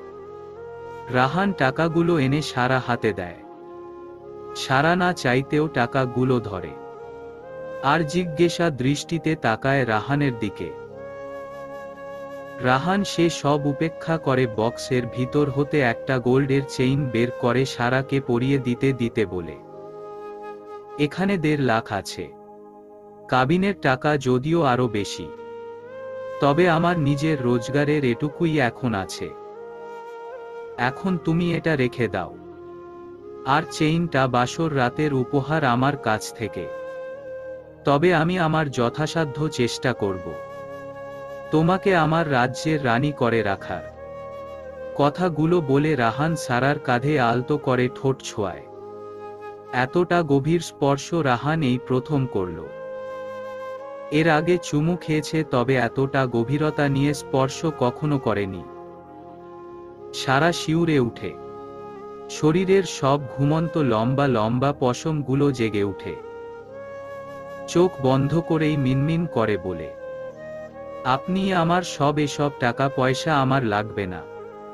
এটা আপনিই রেখে দিন। আর তাছাড়া আপনার সব তো আমার। আমার আলাদা করে কিছু চাই না। বলতে বলতে টাকাগুলো পাশের টেবিলে রাখে। তবে রাহান টাকার দিকে কোনো নজর নেই। সে এক নেশালো দৃষ্টিতে সারার দিকে তাকিয়ে। সারা কথা শেষ করে পিছনে ফিরে রাহানকে জড়িয়ে ধরে।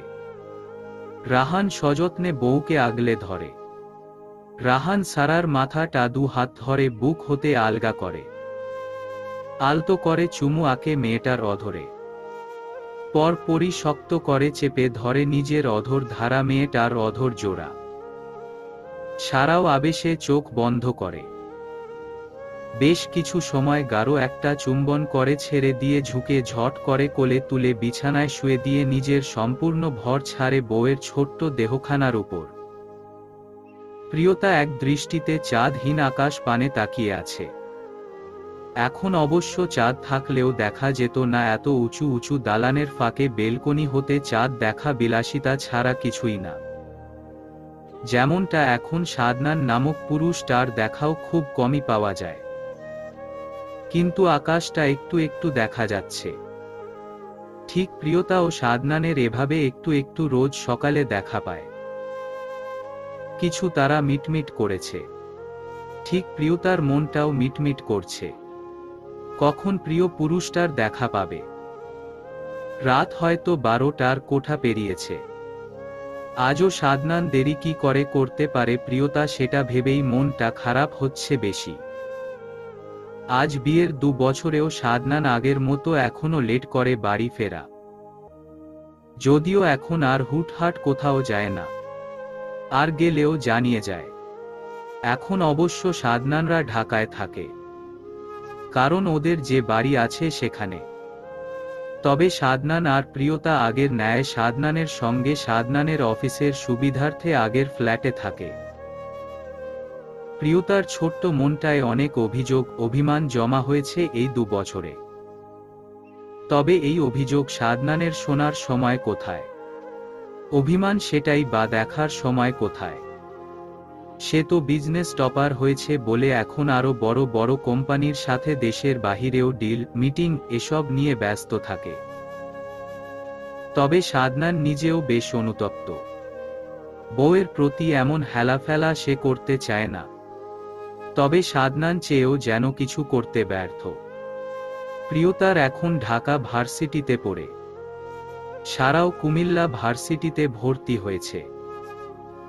রাহানের বাবা মা ওর বোনের কাছে দেশের বাহিরে আছে এখন। আর মাইশার একটা ছেলে আছে, নাম মিশান চৌধুরী। বয়স 1 বছর চলে আর দেখতে অনেক মিষ্টি। আয়না আর রাহাত ইনিয়াকে নিয়ে আর দেশে আসেনি, ওখানেই নিজেদের পরিচয় করেছে। আজমল চৌধুরীকেও লন্ডন নিয়েছে। আজমল চৌধুরী অসুস্থ, তাই ওখানে ওনার উন্নত চিকিৎসার ব্যবস্থা করেছে। আয়ান আর মাইশা আজমল চৌধুরী সাথে 2 বার লন্ডন গিয়ে দেখা করে এসেছে।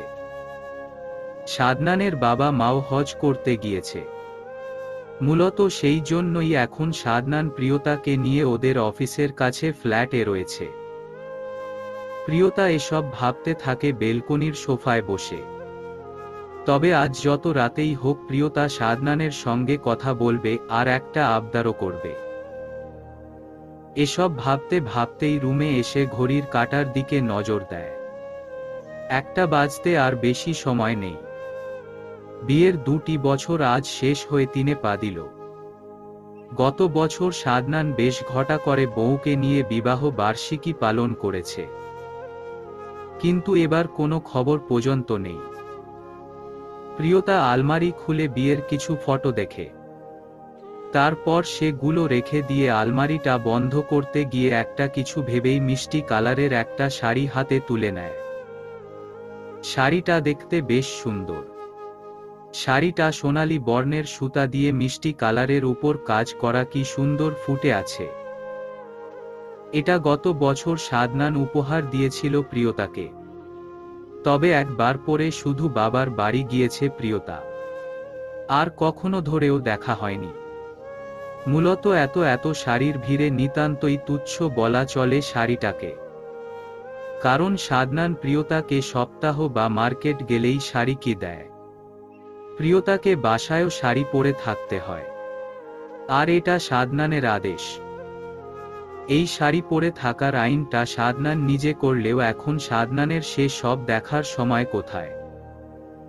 সাদনান ভাই, আপনি বরং এখন রুমে চলে যান, বাকিটা আমরা সবাই মিলে সামলে নেব। সাদনান লাইটিং এর কাজ দেখিয়ে দিচ্ছে একটা ছেলেকে। ঠিক তখনই মাইশা কথাটা বলে। আয়ানও এগিয়ে আসে, রাহান, সারাও আসে। হ্যাঁ ভাইয়া, তুমি গিয়ে প্রিয়তাকে দেখো। মহারানী নিশ্চয়ই রেগে আছে। আচ্ছা। সারার কথায় সাদনান ছোট জবাব দেয়। অতঃপর ছাদ হতে নিজের রুমের উদ্দেশ্যে রওনা হয়। প্রিয়তা শাড়িটা বিছানায় রেখে এটার সব প্রয়োজনীয় জিনিস বের করেছিল। আর ঠিক তখনই বলিষ্ঠ শরীরে ঠান্ডা হাতের স্পর্শ পেল কোমরে।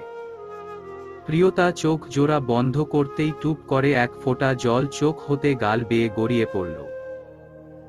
এই স্পর্শ যে ওর পরিচিত। অতি কাছের ভালোবাসার মানুষটার স্পর্শ। সাদনান ততক্ষণে বউকে নিজের দিকে ঘুরিয়ে নিয়েছে। সরি সোনা বলতে বলতে সাদনান প্রিয়তাকে জড়িয়ে ধরে। প্রিয়তা কিছু বলে না, নিজেও জড়িয়ে ধরে স্বামীকে। প্রিয়তা জানে সাধনা ইচ্ছে করে এমন করে না, কিন্তু তবুও মনটা কেন যেন মানতে নারাজ। সব সময় অভিমান অভিযোগ করতে ব্যস্ত থাকে। চলো রেডি হয়ে নাও, দুটি প্যাকেট বিছানায় রাখতে রাখতে বলে সাদনান। প্রিয়তা জিজ্ঞাসু দৃষ্টিতে তাকায় সাদনানের পানে। সাদনান সে সব উপেক্ষা করেই আলমারি থেকে সব নামিয়ে রাখা শাড়ির সাথে প্রয়োজনীয় সবকিছু প্রিয়তার হাতে দিয়ে ওয়াশরুমে পাঠিয়ে দেয়। তারপর নিজেও শার্ট প্যান্ট পাল্টে পায়জামা পাঞ্জাবি পরে রেডি হয়ে নেয়। সাদনান রেডি হয়ে চুল আছড়ে পিছনে ফিরে দেখল প্রিয়তা শরীরে তোয়ালে জড়িয়ে দৃষ্টি নত রেখেই কাচুমাচু করে দাঁড়িয়ে আছে। সাদনান মুচকি হাসে। এখন প্রিয়তা নিজে শাড়ি পরতে পারে। তবে আজ সাদনান আগের মতো করে নিজে পরিয়ে দিবে, কিন্তু আগে চোখ বন্ধ করে পরাতো, আজ চোখ খোলা রেখেই পরাবে। এসব ভাবতে ভাবতেই সাদনান বিছানায় রাখা শপিং ব্যাগটা হাতে নেয়। তারপর সেটার ভিতর থেকে একটা সাদা আর মিষ্টি কালার সংমিশ্রণের শাড়ি বের করে। আপনি বাহিরে আসুন। প্রিয়তা আর কিছু মুখ দিয়ে বের করতে পারে না। তার আগেই সাদনান প্রিয়তার কোমর জড়িয়ে ধরে নিজের দিকে টেনে নিয়েছে। প্রিয়তা দৃষ্টি আবারও নত করে। সাদনান শাড়িটা প্রিয়তার কোমরে গুজে দিতেই প্রিয়তা সাদনানের বাহু খামচে ধরে। সাদনান অধর কামড়ে ধরে কিছু ভাবে। অতঃপর প্রিয়তাকে ছাড়িয়ে সুন্দর করে শাড়িটা পরিয়ে চুলগুলো খোলা রেখে হালকা করে সাজিয়ে দেয়। প্রিয়তাও সাদনানের দিকে একবারও আর তাকায়নি। লজ্জা বেচারি রংধনু ন্যায় রং ধারণ করেছে। সাদনানও বুঝতে পারে বউ তার লজ্জা পাচ্ছে। সাদনান চোখে হাসে। এই মেয়ে একটু আগে কি অভিমানটাই না করেছিল, আর রাগও যে কি পরিমাণ জমা আছে আল্লাহ ভালো জানে। কিন্তু এখন সাদনান জানে বউ তার বড্ড সরল, কখনো মুখ দিয়ে ঝগড়া করে না, আর নাই সাদনানের সঙ্গে রাগ করে। বেশি কিছু আবদারও করে না, শুধু কিছু কিছু ছোট ছোট চাওয়া আবদার আছে মেয়েটার। সময় দেওয়া, রোজ অফিস থেকে ফেরার সময় একটা বেলি ফুলের মালা আর সাথে দুই একটা চকলেট বা আইসক্রিম। সাদনান বউয়ের শখ আহ্লাদ পূরণ করে, তবুও কাজের চাপের জন্য আজ বেশ অনেক দিন হয় বউয়ের সাথে সময় করে বেলকনিতে বসে এক কাপ চা বা কফি দুজনে একই কাপে ভাগ করে খাওয়া। না ফুল নাই বা আইসক্রিম, কোনোটাই দিতে পারে না। তবে এখন থেকে দিবে বলে ঠিক করেছে। আর অফিস এখন ভালো পজিশনে আছে, আর তাদের অফিসের সঙ্গে সবাই ডিল করতে আসে, এখন আর তাদের কোথাও যেতে হয় না। সাদনান এই 2 বছরে অনেক পরিশ্রম করে কোম্পানিকে এখানে এনেছে। এই জন্যই বউয়ের সাথে দূরত্বটা একটু বেশি হয়ে যাচ্ছিল। তবে এখন সব ঠিক করে নিবে। সাদনান হালকা করে প্রিয়তার ঠোঁটে লিপস্টিক লাগায়, অতঃপর সেটা আগের স্থানে রেখে দিয়ে ঝুঁকে ঝট করে প্রিয়তা কোলে তুলে নেয়। প্রিয়তা আকস্মিক চমকে উঠে, কিন্তু সাদনানের গলা জড়িয়ে ধরে ঠিকই। এই কোলে কেন নিচ্ছেন? আর এভাবে কোথায় যাব আমরা? যাওয়ার পর না হয় দেখে নিয়েন। আর কোনো প্রশ্ন থাকলে যেখানে যাচ্ছি সেখানে গেলে উত্তর পেয়ে যাবেন। সাদনান প্রিয়তাকে নিয়ে সিঁড়ি দিয়ে উপর উঠছে। আরে আপনি এখান দিয়ে কোথায় যাচ্ছেন? লিফট দিয়ে যান, নয়তো আমাকে নামিয়ে দিন। ততক্ষণে সাদনান 5 নাম্বার ফ্লোরে উঠে এসেছে। আর একটা শব্দ মুখ দিয়ে বের করলে 6 তলা থেকে ধাক্কা দিয়ে নিচে ফেলে দেব। দাঁত কটমট করে বলে সাদনান, আপনার কষ্ট হচ্ছে তো? মলিন মুখ করে বলে প্রিয়তা, আমি কি একবারও বলেছি স্বাভাবিকভাবে প্রশ্ন করে সাদনান, কিন্তু প্রিয়তা ফতাফত উত্তর দেয়, না কিন্তু। আর কিছু বলতে পারে না প্রিয়তা, কারণ ওরা ছাদে চলে এসেছে। আর সামনে আয়ান, মাইশা, সারা, রাহান মিশানকে কোলে নিয়ে দাঁড়িয়ে আছে। প্রিয়তা বুঝতে পারছে না অবাক হবে না খুশি, নাকি সাদনান এখনো ওকে কোলে নিয়ে দাঁড়িয়ে আছে সেজন্য লজ্জা পাবে। তবে সব সাইডে রেখে রাগটাই হলো, ওরা কেউ আজ একটা ফোনও দেয়নি, এমনকি এ বাসায় আসবে এটাও কেউ বলেনি। আর বেচারি প্রিয়তা রুমে বসে বসে কি কষ্টটাই না পাচ্ছিল। এখন কারোর সঙ্গে কথা বলবে না, কিন্তু প্রিয়তার সব ভুলে গেল মিশানের আদো আদো বলা কণ্ঠে কথার জালে। তুমি কি আমার মতো ছোট খালামণি? মিশানের কথায় সবাই ফিক করে হেসে দিল। প্রিয়তা রাগ, ভুল, অস্থিরতা আর লজ্জায় পড়ে গেল। সাদনানের দিকে তাকায়।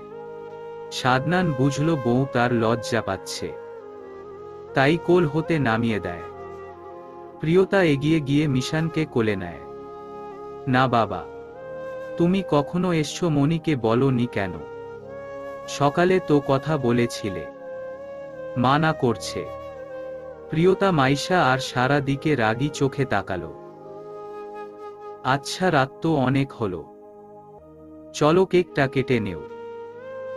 হ্যাঁ, তারপর না হয় তারা তাদের মতো করে সময় কাটাবে। আয়ানের সাথে তাল মিলিয়ে বলে সারা, তবে পরের কথাটা আস্তে করে বলে। প্রিয়তা আর মাইশা কাছে থাকায় শুধু দুজনেই শুনতে পেয়েছে। প্রিয়তা সারার দিকে কটমট করে তাকালো, তবে সারা সে সব উপেক্ষা করে এগিয়ে এসে মিশানকে কোলে নিয়ে কেকে এর কাছে চলে গেল। মাইশাও কেকটা সাজিয়ে নিল। তারপর কেক কাটে সবাই। প্রিয়তা আর সাদনানকে শুভেচ্ছা জানিয়ে খাওয়া দাওয়া করে ওরা সবাই নিচে চলে যায়। রাহান, সারা আজ আয়ানদের সাথে ওদের বাসায় চলে যাবে। বেশি দূরে না হওয়াতে সবাই ওখানেই থাকবে আজ রাতে। সাদনান ছাদটাকে অনেক সুন্দর করে সাজিয়েছে, লাইট, ফুল, বেলুন। প্রিয়তা সব ঘুরে ঘুরে দেখছে। প্রিয়তা ভাবছিল সাদনান আজও অফিসে কাজ করছে, কিন্তু সাদনান ওকে সারপ্রাইজ দিতে এত সব করছিল। আর ও কিনা সাদনানের উপর রাগ অভিমান সব করে বসেছিল। ভেবে বেচারি প্রিয়তার মনটা একটু একটু খারাপ হলো। কাঁধ শীতল ছোঁয়া পেতেই প্রিয়তা হালকা নড়েচড়ে উঠল। সাদনান নিজের অধর ছুঁয়ে জিজ্ঞেস করে, এখানে কি আরো কিছুক্ষণ থাকবেন? আরও একটু থাকি। সাদনান কিছু বলে না, নিজেও বউকে পিছন থেকে জড়িয়ে ধরে দাঁড়িয়ে থাকে। বেশ কিছু সময় নীরবতা কাটে। রাত 2টো বাজতে বেশি সময় নেই। রুমে যাই। আচ্ছা। কথাটা বলেই প্রিয়তা পিছনে ফিরতে সাদনান আবারও বউকে কোলে নিয়ে সোজা রুমে এসে পা দিয়ে দরজা ঠেলে ভিতরে ঢোকে। তারপর মেইন দরজা আটকে এসে রুমের দরজা চাপিয়ে দিয়ে বউয়ের পাশে শুয়ে জড়িয়ে ধরে প্রিয়তার গলায় মুখ ডুবিয়ে সেখানে ছোট ছোট চুমু আঁকে। আমি একটা জিনিস চাই। সাদনান প্রিয়তার কথায় গলা হতে মুখ তোলে। জিজ্ঞেস দৃষ্টিতে তাকায় বউয়ের দিকে। আপনি যখন বাসায় থাকেন না, আমার বড্ড একা একা লাগে। আমি আপনার মতো একটা। আল্লাহ চাইলে অবশ্য আসবে সোনা। কথা শেষ করে সাদনান বউয়ের অধরে শব্দ করে চুমু খেল। প্রিয়তাও আঁকড়ে ধরে সামনের পুরুষটাকে। দুটি মানুষের মন দেহ ভালোবাসা আদান প্রদান ব্যস্ত হল। মিশান ভাই, তুমি কেন বারবার আমার সব বন্ধুদের ভয় দেখাও? তুই খুব ভালো করেই জানিস আমি কাউকে জবাবদিহি করতে পছন্দ করি না। সায়রার করা প্রশ্নে মিশান বুকে হাত গুজে ভাব নিয়ে জবাব দেয়, আচ্ছা, তোমাকে বলতে হবে না, আমি মনির কাছে সব বলে দেব। মিশান ভ্রু কুঁচকে প্রশ্ন করে, কি বলবি? বলবো তুমি আমার সাথে কাউকে খেলতে দেও না। সায়রা কথা শেষ করে চলে যাবার জন্য পা বাড়াতেই মিশান সায়রার হাত টেনে ধরে। তুই আজ থেকে আমার সাথে খেলবি, আর তোকে আমি রোজ একটা করে চকলেট দেব, তাও মাকে বলবি। 4 বছরের বাচ্চা সায়রা 7 বছরের মিশানের এমন প্রস্তাবে খুশি মনে রাজি হয়ে গেল। কিন্তু আমার একটা শর্ত আছে। মিশানের কথা সায়রা ছোট হাসি খুশি মুখটা নিমেষেই চুপসে গেল। বয়স 4 হলেও তার মিশান ভাই যে ভালো কিছু বলবে না সে ব্যাপারে ছোট সায়রা অবগত। মুখ মলিন হয়। বলো, তুই আমি আর প্রহর ছাড়া কোনো ছেলের ধারে কাছে যাবি না? রাজি? সায়রা মনে মনে ভাবে এ আর এমন কি, 2-1 দিন গেলেই মিশান ভুলে যাবে। আচ্ছা। মিশান ওর ডান হাত সামনে আনে, সায়রার দিকে তাকিয়ে বলে, তবে আমাকে ছুঁয়ে কথা দে। সায়রা ছোট হাতটা মিশানের হাতের উপর রাখে। মিশান খুশি হয়। অতঃপর মিশান নিজে পরিহিত 3/4 প্যান্টের পকেট হতে একটা চকলেট বের করে সায়রার হাতে দেয়। সায়রাও খুশি হয়ে দোলনার উপর উঠে মিশানের ডান গালে একটা চুমু দিয়ে দৌড়ে বাড়ির ভিতরে চলে গেল। মিশান সায়রার কাণ্ডে থ হয়ে গেল। তারপর সায়রা চুমু খাওয়া স্থানে হাত দিয়ে কিছু ভেবে মুচকি হাসে। আর ঠিক তখনই মাইশা আর প্রিয়তা 2 বোন বাগানে এসছিল। এটা দেখে 2 বোন অনেক খুশি হয়। কারণ মিশান সব সময় গম্ভীর কথা কম বলা, চুপ থাকে। কিন্তু সায়রার সাথে হাসি খুশি দেখে খুশি হওয়াটাই স্বাভাবিক। কেটে গেছে 6 বছর। এর মধ্যে অনেক কিছু বদলেছে। মাইশা আয়ান এখন প্রিয়তাদের সাথে এক বাড়িতে থাকে। সাধনানের বাবা মা তারা তাদের মতো নাতি নাতনি নিয়ে ব্যস্ত থাকে। আজম মির্জা আর এখন রাজনৈতিক করে না। মূলত সাদনানের কড়াকড়িতেই উনি এসব ছেড়ে দিয়েছে। তবে মাঝে মাঝে অফিস যায়। আজমল চৌধুরী মারা গিয়েছে গত বছর। শফিক সৌদাগর মারা গিয়েছে সায়রা হওয়ার 1 বছর পর। সায়রা আর প্রহর প্রিয়তা আর সাধনানের ভালোবাসার অংশ। প্রহরের 1 বছর চলে আর সায়রার 4 বছর। সুফিয়া বেগমও এখন প্রিয়তাদের সাথে থাকে। রাহান সারা শ্বশুর শাশুড়ি নিয়ে কুমিল্লা থাকে। সারা আর রাহানের একটা ছেলে হয়েছে, নাম সোহান আহমেদ। 3 বছর চলে। মাইশার 4 মাস চলে, আবারও দ্বিতীয়বারের মতো আয়ানের ভালোবাসার ফল আসতে চলেছে। রাত 11টা ছুঁই ছুঁই করছে। প্রিয়তা কফি নিয়ে এসে দেখল সাদনান বেকনিতে দোলনায় বসে আছে। একটু একটু দেখা যাওয়া চাঁদহীন আকাশের পানে চেয়ে। প্রিয়তা কফির মগটায় একবার চুমুক দিয়ে সাদনানের হাতে দিল। সাদনানও বউয়ের মুখের দিকে তাকিয়ে মুচকি হাসে, বিনিময়ে প্রিয়তাও হাসে। সাদনান বউকে টেনে আরও কিছুটা নিজের সন্নিকটে নিয়ে আসে। এক হাত দ্বারা শক্ত করে গভীরভাবে আলিঙ্গন করে বউকে। নিজের রুক্ষ ওষ্ঠ দ্বারা বউয়ের কপালে চুমু এঁকে দেয়। ধন্যবাদ জনাব। কেন বলুন তো? ব্রুকুজকে প্রশ্ন করল আদনান। এত ভালোবাসা দেওয়ার জন্য। আপনাকেও অসংখ্য ধন্যবাদ, এই 2টা ভালোবাসা আমার জীবনে এনে দেওয়ার জন্য। রুমে থাকা সায়রা আর প্রহরকে ইশারা করে দেখিয়ে বলল সাদনান। সাদনানের কথা শুনে প্রিয়তা নাকমুখ কিছুটা কুঁচকে নেয়। আপনার জীবন, আপনার ভালোবাসা মানে কি? বলবেন আমাদের ভালোবাসা, আমাদের জীবন, ঠিক আছে?